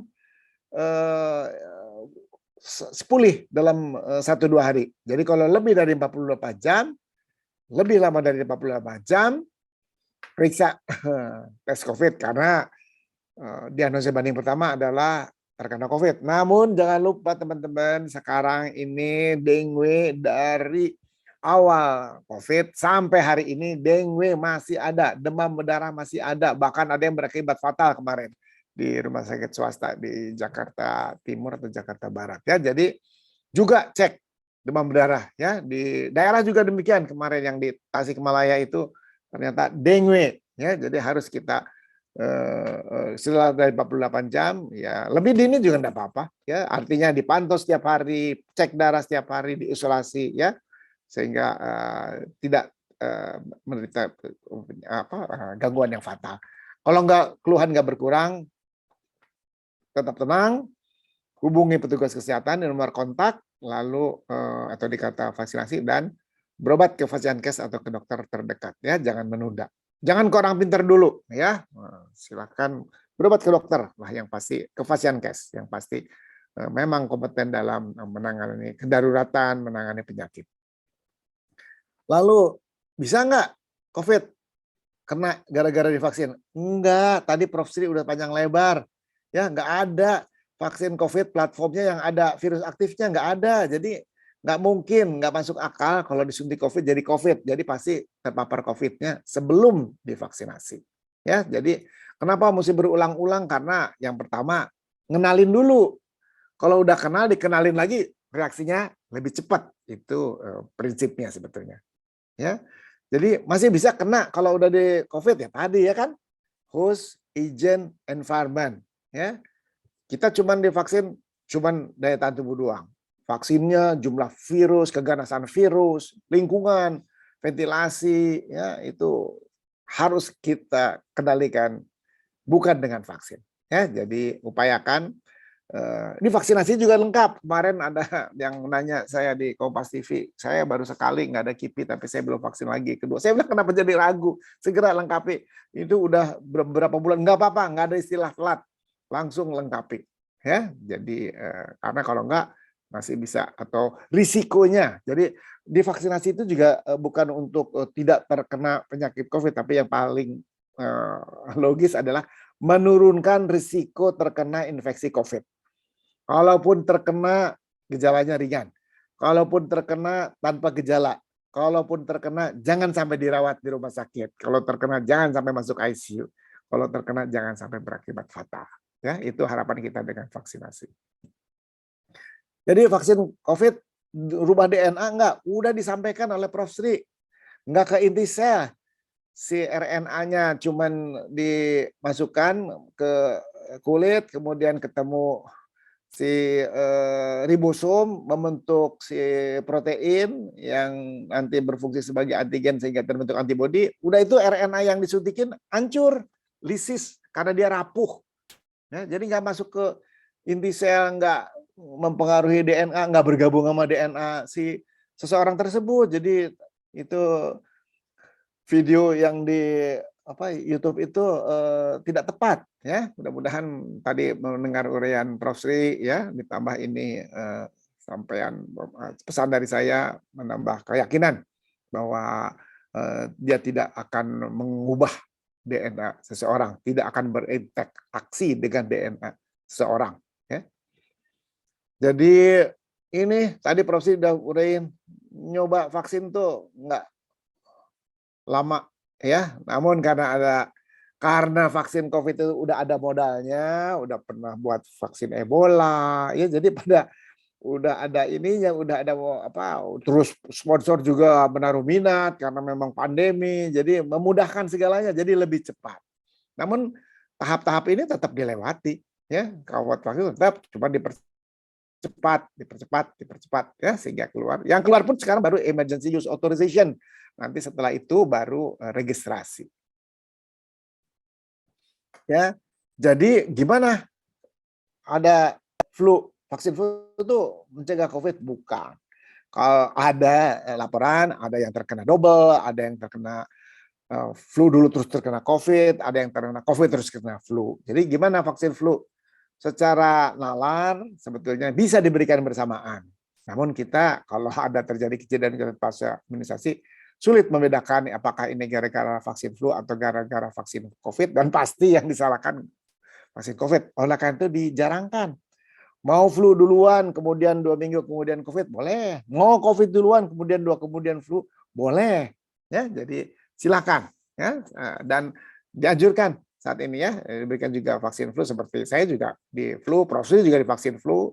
Ya, Dr. Berni juga saya pikir di vaksin flu ya untuk dalam masa pandemi COVID ini ya. Silakan bersamaan boleh, tapi kalau mau di pedoman dijarangkan 2 minggu ya. Silakan mau pilih yang mana duluan, atau kita serahkan kepada tenaga kesehatan yang akan menyuntik kita dulu, apakah mau flu dulu atau mau COVID dulu, nggak jadi masalah ya.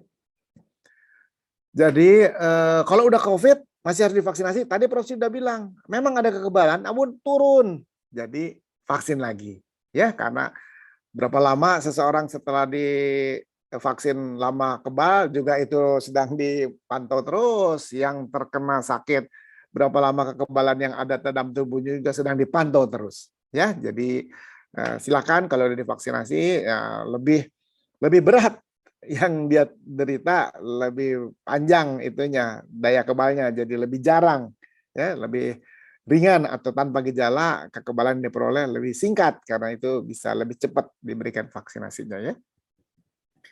Jadi saya kira Prof. juga tadi sampaikan harus divaksinasi anak supaya bareng kebalnya, supaya kita bisa mengendalikan, bahkan kalau bisa nggak ada lagi nih bebas ya, karena memang kasus anak masih mengancam. Proporsinya tetap, tapi kalau jumlah bertambah ya pasti kuantitasnya juga bertambah ya.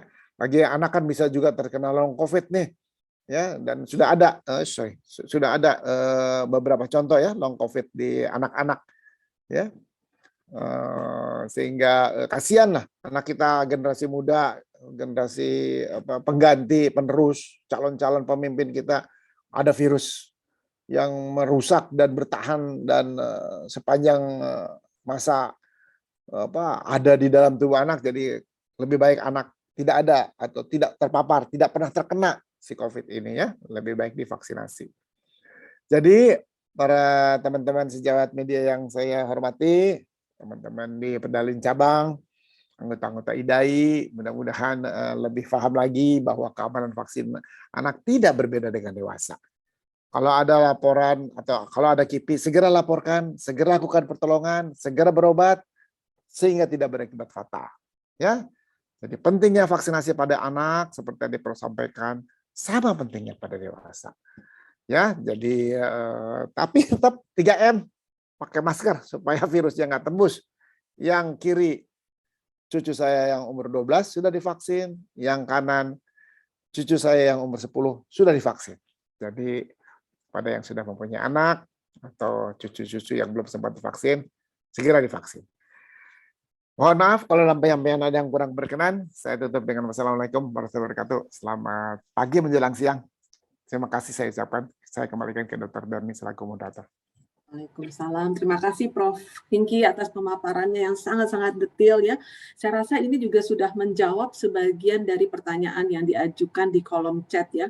Tapi yang hal penting yang menurut saya belum jadi highlight ya Prof ya, sudah 300-an juta dosis yang sudah diberikan di Indonesia ya Prof ya. Jadi mengapa kita masih mempertanyakan lagi gitu ya. Insya Allah vaksin ini yang sudah disediakan ini semuanya insya Allah aman. Baik Prof, sebelum kita masuk ke sesi tanya jawab karena sudah banyak pertanyaan ya, mungkin kita mohon untuk seluruh peserta untuk membuka kameranya supaya kita bisa melakukan foto bersama. Ya, mudah-mudahan semuanya berkenan untuk membuka kamera. Waduh, cukup banyak ya yang ikut. Alhamdulillah pada pagi siang hari ini sempat lebih dari 600 yang ikut acara kita pada pagi hari ini. Baik, untuk teman-teman panitia mohon dapat membantu. Saya bantu dengan menghitung ya. Teman-teman siap ya? Mungkin ada berapa halaman nih? Sepertinya cukup banyak ya. Kita coba ya. 1, untuk halaman pertama. 1, 2, 3. Halaman kedua, 1, 2, 3.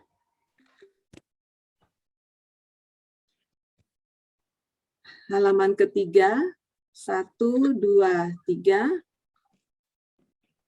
Halaman keempat, 1, 2, 3. Halaman kelima, 1, 2, 3. Halaman keenam, 1, 2, 3. Halaman ke-7, 1, 2, 3. Halaman ke-8, 1, 2, 3. Nanti mungkin teman-teman panitia bisa melanjutkan ya. Baik, pertanyaan ini cukup banyak ya Prof dan Dr. Piprim. Mungkin saya mencoba merangkum ya, karena waktunya juga sudah berjalan cukup lama ya. Yang pertama mungkin untuk Prof Sri dulu, Prof. Ini saya mencoba merangkum dari pertanyaan dari rekan media di Republika dan Suara.com. Juga ada beberapa tadi yang bertanya sebenarnya.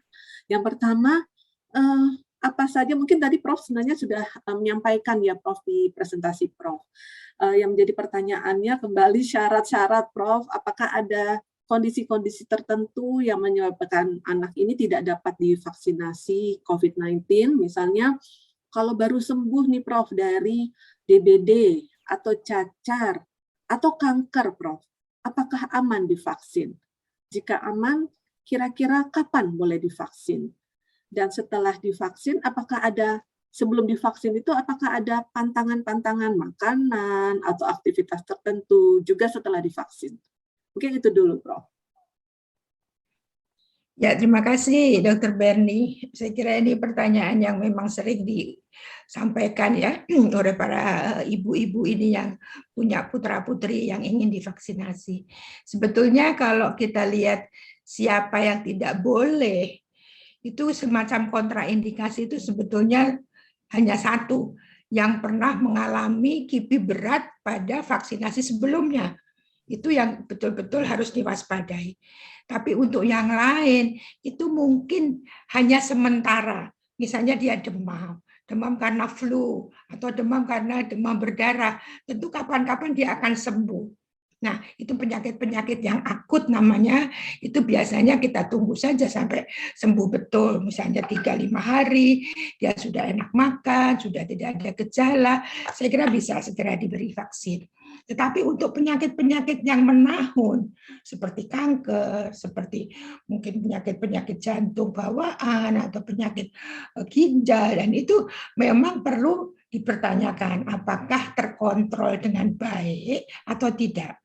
Atau anak dengan asma misalnya, tapi masih sering kambuh, berarti dia belum terkontrol. Nah, ini perlu konsultasi tentunya pada dokter yang merawat. Jadi tidak bisa dikatakan bahwa anak yang setelah kanker nggak boleh divaksin, nggak begitu. Kalau sudah remisi, sudah bagus, dan anaknya tidak ada keluhan, saya kira justru mereka harus dilindungi dari COVID, karena kalau kena COVID jadi berat, begitu kan. Jadi justru mereka harus dilindungi, hanya timingnya, waktunya yang harus kita atur. Kita bisa konsultasi dengan dokter yang merawat. Kemudian tadi ditanyakan apa pantangan dan sebagainya. Saya kira kalau mau divaksinasi tidak perlu dipantang, tidak perlu. Justru harus sehat ya. Kalau dipantang nanti jadi malah anaknya lemah, anaknya kurang makan dan sebagainya. Justru harus lagi sehat betul. Jadi seperti pada umumnya, saya kira kalau anak-anak itu sebetulnya kan sudah tidak asing ya divaksinasi dari bayi. Saya kira selalu ibu-ibu mempersiapkan putra-putrinya untuk vaksinasi. Seperti sama seperti itu. Apalagi ini dengan Sinovac, vaksin yang inactivated, vaksin yang mati, itu pada umumnya efek sampingnya sangat-sangat rendah. Itu juga perlu diketahui. Demikian mungkin ya Dr. Bernie, makasih.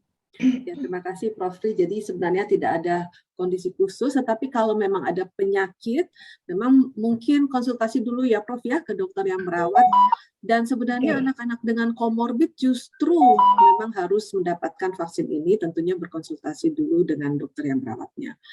Baik, kemudian saya beralih dulu Prof ke Prof Hingki. Ini juga ada pertanyaan dari rekan-rekan media, ada dari Liputan 6, ada dari suara.com. Ada pertanyaannya, mengapa Prof ada orang yang usai divaksin tidak merasakan efek, tetapi keesokan harinya terasa baru pusing, tidak enak badan, mungkin kemeng-kemeng gitu. Nah, ini kira-kira mengapa bisa terjadi seperti ini, Prof?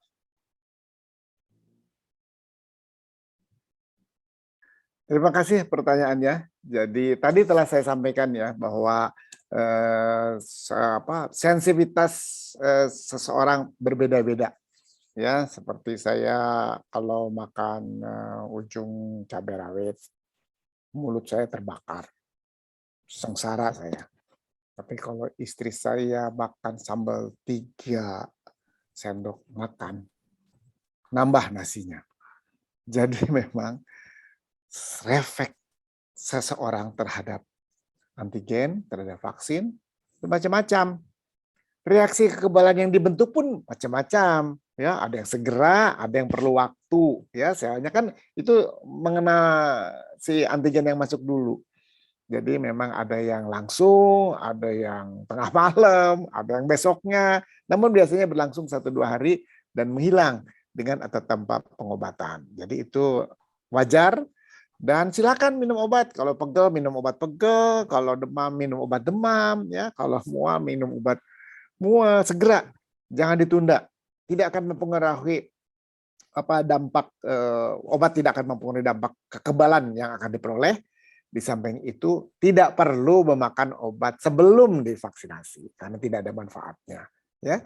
Jadi demikian, mudah-mudahan bisa menjawab apa yang ditanyakan Dr. Bernie. Ya, terima kasih Prof Hingki. Jadi sudah diterangkan tadi sebenarnya juga ya oleh Prof Hingki.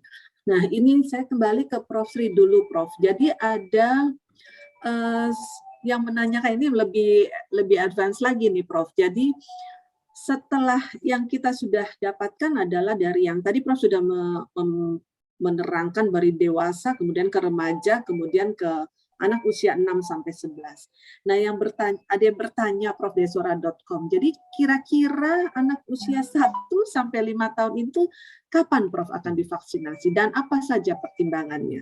Mungkin itu, Prof. Ya, ya tadi sebetulnya saya sudah terangkan ya, untuk anak ini kita tidak bisa bersama-sama, katakan dari umur 1 sampai 18 tahun bersama-sama.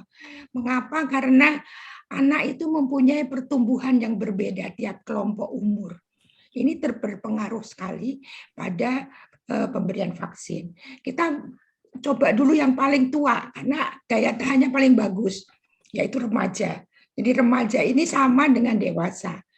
Tetapi juga selain itu kita mesti melihat apa sih keistimewaannya tiap kelompok. Misalnya remaja ini senangnya berkumpul, senangnya bertemu teman, senangnya bersama-sama. Jadi kerumunan ini nomor 1. Maka itu kita dulukan. Dan mereka mungkin sekolah bisa dimulai karena mereka memang harus segera bisa mengejar pelajaran, misalnya seperti itu. Sehingga mereka dan dosis kita tidak perlu ubah dari dewasa. Jadi hal-hal seperti itu menjadi pertimbangan mengapa remaja kita dulukan. Setelah remaja ini aman, kita katakan bulan Juli, Agustus kita mulai remaja. Sampai ke Desember, berarti sudah 6 bulan. Dan kita bisa lihat bahwa Prof. Vicky tadi mengatakan bahwa kipinya kecil banget gitu loh, hampir nggak ada gitu. Ya ada tetapi tidak serius maksud saya. Jadi berarti aman. Nah untuk itu kita turun ke anak SD. Nah, anak SD ini tinggal lakunya beda lagi. Dia teman mainnya banyak, kemudian juga pakai maskernya mungkin tidak bisa dengan seperti orang dewasa, kemudian masih tergantung dengan orang tua. Tentu ini suatu problem-problem yang kalau dia divaksinasi tetapi orang tuanya atau pembantunya atau supirnya atau tukang kebun itu tidak divaksinasi atau tempat dia mau sekolah gurunya sendiri tidak divaksinasi, ya dia pasti gampang sekali ketularan. Jadi hal-hal seperti itu yang menjadi pertimbangan. Kita coba sekarang anak SD 6 sampai 11 tahun. Bisa dilihat bahwa tiap hari begitu dilakukan PTM, sehari ditutup lagi. Artinya apa? Artinya ini lingkungannya ini yang belum bersih gitu loh. Penularan masih terjadi. Nah ini kita mesti evaluasi. Kita nggak bisa langsung menginjak pada 1 5 tahun kalau ini belum beres dulu. Kita beresin dulu nih. Mau PTM kok susah banget. Ternyata lingkungannya sendiri masih belum bersih. Belum bisa kita katakan ini penularan bisa dihentikan di sekolah. Jadi ini masalah-masalah. Nah sedangkan 1 5 tahun sangat tergantung pada orang tua. Dia masih banyak di rumah. Sehingga di rumah ini ibu, bapak, pembantu, nenek, kakek semuanya sudah divaksinasi. Ini penting sekali. Maka semacam herd immunity di dalam kelompok rumah. Anak ini akan terlindung karena tidak ada kontak-kontak lagi dari penyakit. Nah, ini yang menjadi pemikiran kita, nggak usah buru-buru 1 5 tahun, tapi bersihkan dulu lingkungan rumah. Amankan dulu lingkungan rumah. Jadi kalau pulang kerja, jangan langsung pegang anak misalnya, cuci tangan dulu, ganti baju, kalau perlu mandi dulu, baru pegang bayinya atau pegang anak yang kecil. Nah, hal-hal seperti itu kelihatannya sepele, tapi itu penting untuk kita mengamankan 1 sampai 5 tahun di mana kita belum sampai ke sana programnya, kita masih fokus pada anak-anak sekolah yang kecil-kecil ini 1 sampai SD kelas 1 sampai kelas 6. Mungkin demikian Dr. Berni. Terima kasih. Terima kasih Prof. Dan ini juga memperlihatkan ya Prof ya bahwa dalam menentukan apakah kita akan lanjut ke usia selanjutnya, kita juga berhati-hati ya Prof ya. Banyak yang tidak semudah itu kita untuk menentukan ya, memutuskan. Baik, terima kasih Prof. Sebelum kembali ke Prof. Hinky nih, tadi ada pertanyaan yang selalu ditanya tadi. Nanti terakhir ya Prof ya, jawaban itu akan jadi pertanyaan terakhir. Nah, saya akan ke Dr. Piprim, karena Dr. Piprim di sini tadi sudah hadir ya. Menyambung tadi pernyataan dari Prof. Sri ya tentang PTM, di sini juga ada pertanyaan nih Dr. Piprim dari rekan media ya, bahwa di Omikron ini kan jumlahnya sudah cukup banyak. Apakah IDAI punya data? Berapa sih sebenarnya anak yang terinfeksi Omikron? Dan kalau misalnya iya, pada saat ini juga kasus COVID-nya kan terus meningkat, ya. Dan apa yang bisa disarankan ke orang tua ini, Dr. Piprim, khususnya untuk PTM ya, karena anak-anak yang sudah mulai ada yang sudah mulai PTM, dan di sini juga disebutkan memang sempat ada yang PTM yang 100%. Mungkin Dr. Pipin bisa menyampaikan, Dok? Iya, terima kasih Dr. Berni. Mohon maaf ini saya lagi di jalan. Untuk PTM saya kira sesuai dengan rekomendasi IDAI terdahulu ya, bahwa kami memang mensyaratkan vaksinasi 2 dosis, dan 2 minggu pasca vaksinasi terakhir itu kita perhitungkan dari sisi saintifik ya. Tadi juga sudah disebutkan oleh Prof. Sri, bahwa anak itu antibodinya sudah cukup untuk membuat dia ikhtiarnya sudah maksimal kalau dia masuk sekolah ya. Walaupun vaksinasi bukan satu-satunya, tapi tetap ada protokol kesehatan juga. Sehingga dengan demikian kami memang cukup menyayangkan ya. Ini ada banyak sekolah yang kemudian ditutup ya. Ketika kasus COVID kembali meningkat dan PPKM menjadi level 2, memang seyogianya kita tidak membuka PTM 100% ya. Sehingga opsi-opsi yang waktu itu ditawarkan oleh IDAI memang sebaiknya diperhatikan lagi. Mungkin opsi hybrid itu juga satu pilihan yang terbaik agar kita bisa melindungi anak-anak kita ya. Apalagi pada anak-anak yang usia yang belum mulai vaksinasi ya, yang di bawah 6 tahun ya, seperti PAUD, itu kami dari IDAI memang rekomendasinya adalah sekolah daring dulu ya. Jadi saya kira itu Dr. Berni ya, kita kembali mungkin teman-teman media bisa menengok kembali rekomendasi IDAI, kita tidak ada perubahan ya, tetap seperti itu. Dan juga kemarin kami bersurat ke kementerian-kementerian terkait bersama dengan 4 organisasi profesi yang lainnya ya, IDAI, PAPDI, PERKI, Perdatin, dan juga PDPI ya. Itu kami bersurat menyampaikan hal-hal yang perlu dievaluasi kembali ya terkait PTM ini. Terima kasih Dr. Beni.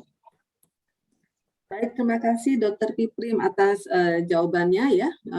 Mungkin teman-teman yang baru mendengar, memang kita per Januari kemarin kita mengeluarkan rekomendasi, mungkin nanti bisa dilihat kembali. Baik, ini pertanyaan yang selalu dinanti-nanti nih, Prof. Hingki. Pertanyaannya adalah dengan adanya kasus kemarin, Prof. Mungkin nanti Prof. Sri juga bisa menambahkan, Prof. Terdapat kasus kematian kemarin, Prof. Setelah pemberian vaksin COVID pada anak. Nah, bagaimana kira-kira tanggapan dari Komnas KIPI, Prof?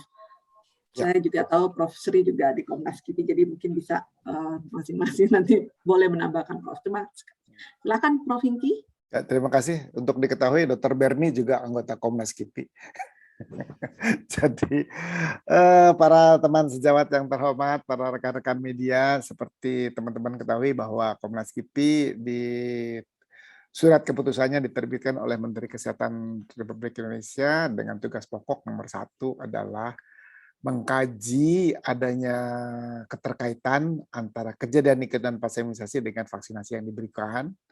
Kemudian mengeluarkan rekomendasi apakah vaksinasi yang dipakai dalam program imunisasi nasional ini dapat terus dipakai dalam program imunisasi nasional. Jadi kejadian ikutan pasca imunisasi tentunya definisinya kejadian medik setelah imunisasi diduga berhubungan dengan imunisasi. KIPI-nya bisa gejala, tanda, atau penyakit, pemeriksaan laboratorium. Kemudian untuk membuktikan ada keterkaitan harus ada 2 bukti. Nomor 1, awitan, onset, waktu terjadinya KIPI dengan suntikan yang diberikan. Yang kedua adalah adanya penyakit lain. Kalau waktunya sesuai dengan uji klinik fase 1, fase 2, fase 3, nggak ada penyakit lain, nah itu akibat vaksinasi. Bagaimana adanya kematian? Nah, untuk diketahui bahwa kematian itu ya bisa terjadi bukan hanya setelah vaksinasi ya.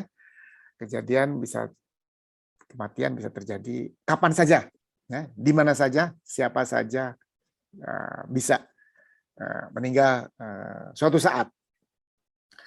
Dan kebetulan kita udah menyuntikkan sekian ratus juta, 150 juta. Jadi orang Indonesia yang divaksinasi COVID itu sudah sekitar 300 juta orang. Jadi pasti dari 300 juta orang itu ada yang meninggal, dan dari 300 juta itu ya semuanya udah ada divaksinasi, ada riwayat divaksinasi ya. Jadi dari sekian juta orang Indonesia itu ada yang meninggal, dan mungkin hampir sekian % ada riwayat vaksinasinya. Nah, jadi kalau ada kejadian itu terus kita kaji.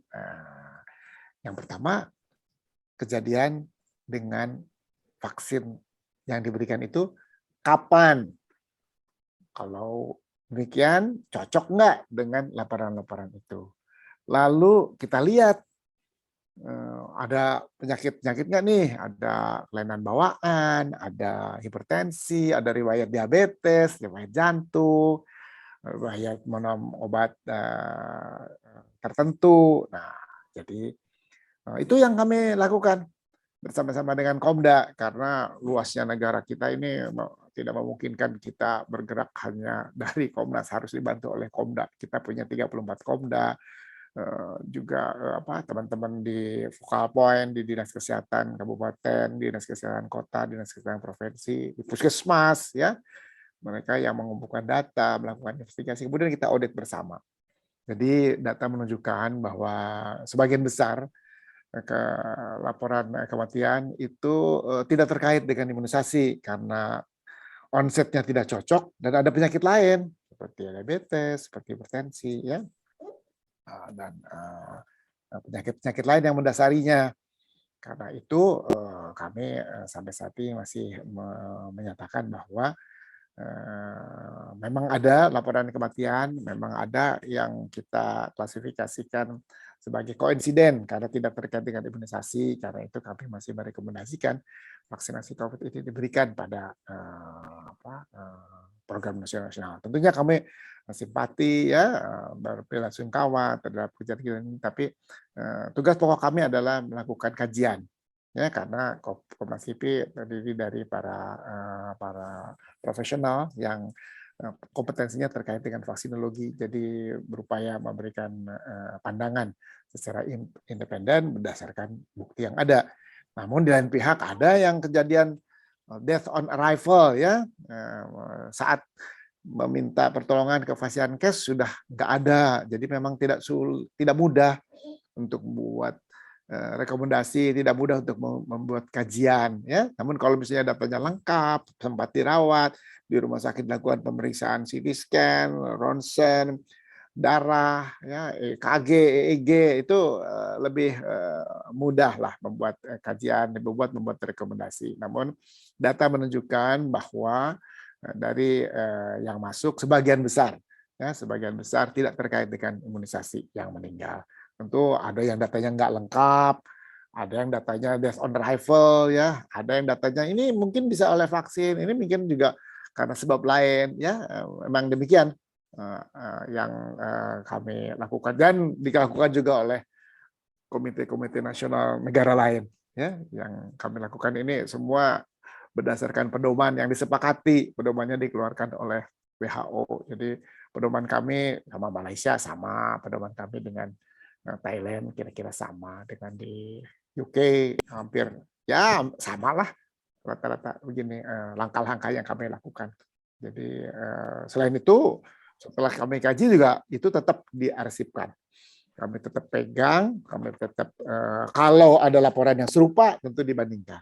Kalau ada laporan di negara lain yang serupa, kami bandingkan. Kalau ada laporan dari WHO, dari European Medical Agency, dari Australia, dari Korea, tentu kami akan kaji kembali, ya. Namun sampai saat ini yang bisa kami sampaikan dan ini yang kami lakukan, ya. Jadi sebagai ilustrasi, nanti malam kita juga audit dengan Komda Jabar, ya. Besok malam. Tadi malam sudah dengan Komda Jabar, nanti besok malam dengan Komda Jabar. Itu yang kami lakukan selama ini. Begitu, Dr. Benny, makasih. Baik, terima kasih Prof. Hingki. Mungkin Prof. Sri mau menambahkan, Bro? Ya, saya kira dari Prof. Hinggi sudah jelas sekali, yaitu tidak mudah sebetulnya mencari penyebab kematian anak yang sudah anak atau orang dewasa yang setelah diimunisasi kemudian mengalami KIPI berat. Tidak mudah karena kita harus mencari adakah penyebab lain. Dan untuk itu data itu nomor satu. Jadi mungkin media bisa menjelaskan juga kalau ada timbul keluhan itu berobatlah ke tempat di mana dia diimunisasi vaskesnya, jangan ke tempat lain. Ke tempat lain dia tidak tahu. Akhirnya penanganannya terlambat atau malah pergi ke tempat yang tidak kita anjurkan seperti orang pinter katanya. Jadi akhirnya terlambat, datang sudah tidak tertolong. Ini yang sangat-sangat penting. Kemudian juga kalau dilihat yang namanya Komnas dan Komda itu bukan hanya bekerja untuk COVID ini, bekerja sudah puluhan tahun, udah dari tahun 2000, udah 20 tahun lebih untuk semua vaksin yang dipakai oleh pemerintah. Dan selama ini kita alhamdulillah bisa memberikan satu jawaban yang memang bisa dipertanggungjawabkan. Dan itu bukan hanya keputusannya Prof. Hinggi semata, tetapi dalam tim. Dan tim ini betul-betul para pakar yang kita undang kalau memang kita butuhkan. Misalnya, perlu ahli jantung, kita undang ahli jantung. Ahli saraf, kita undang ahli saraf. Sehingga betul-betul kita mencari yang legal gitu loh. Jadi kalau ada masalah itu kita bisa mempertanggungjawabkan.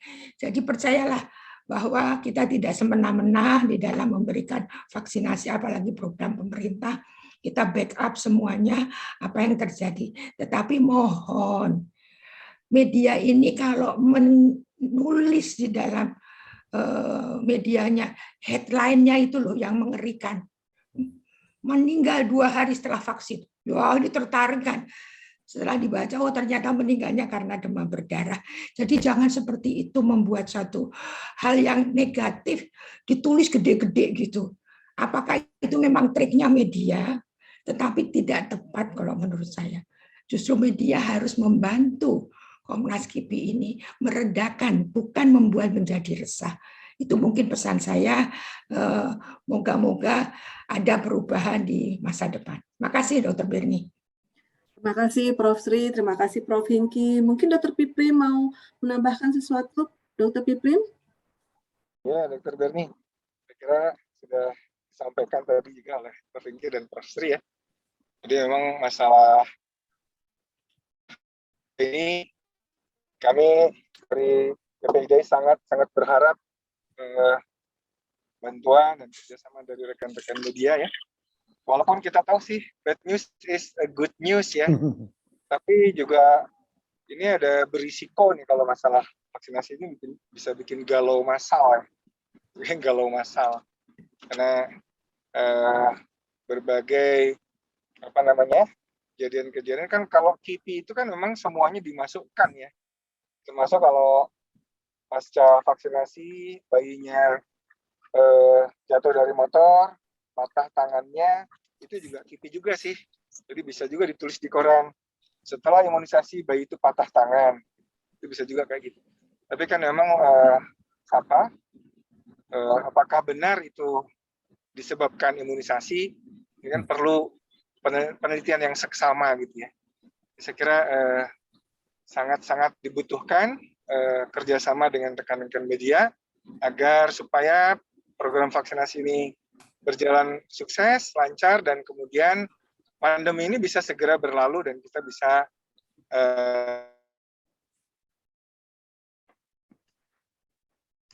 saya kira itu. Terima kasih Dr. Berni. Ya, baik. Terima kasih Dr. Piprim. Terima kasih sekali lagi untuk Prof. Sri, Prof. Hinggi, Dr. Piprim, dan rekan-rekan media ya yang sudah berpartisipasi dalam acara ini.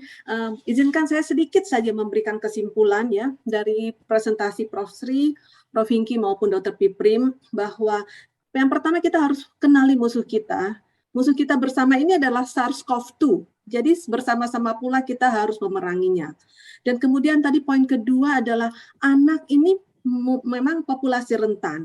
Dia bisa tertular Tetapi ingat, anak juga bisa menularkan. Dan apakah di lingkungan kita ada lansia dan lain sebagainya, sehingga juga kita harus perhatikan ya. Kemudian tadi sudah diterangkan juga pembuatan vaksin bukan hal yang mudah ya. Dan untuk dapat digunakan sampai ke masyarakat itu tahapannya cukup banyak. Jadi tidak mungkin pemerintah melakukan pemberian imunisasi tanpa analisis atau telaah ataupun penelitian yang seharusnya dilakukan. Kemudian juga vaksin terbukti ya sudah menurunkan berbagai macam penyakit infeksi dan insya Allah ya, dan sudah terlihat juga dari pemaparan tadi bahwa terbukti juga kasus di Indonesia sejak bulan Juli tahun kemarin memang kita meningkat sekali, tetapi kita melihat pasca pemberian imunisasi kasus kita dibandingkan dengan negara-negara lain, Indonesia sudah cukup rendah ya, dengan cakupan yang cukup tinggi sekarang. Dan vaksin COVID-19 ini terbukti aman, sudah ratusan dosis yang diberikan di masyarakat Indonesia, jadi jangan lagi menyaksikan ya keamanan vaksin COVID ini. Dan ingat sekali lagi bahwa vaksinasi harus tetap diikuti dengan protokol kesehatan.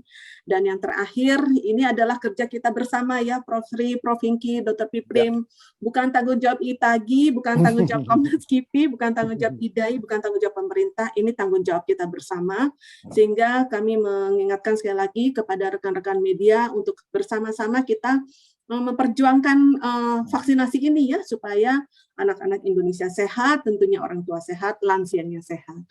Demikian mungkin yang bisa kami sampaikan di seminar media IDAI virtual saat ini. Terima kasih kepada semua yang telah mengikuti acara seminar media kami. Semoga bermanfaat dan semoga bisa menjadi corong kami untuk kesehatan anak Indonesia. Akhirul kalam, saya ucapkan terima kasih kepada semua pembicara dan peserta. Assalamualaikum warahmatullahi wabarakatuh.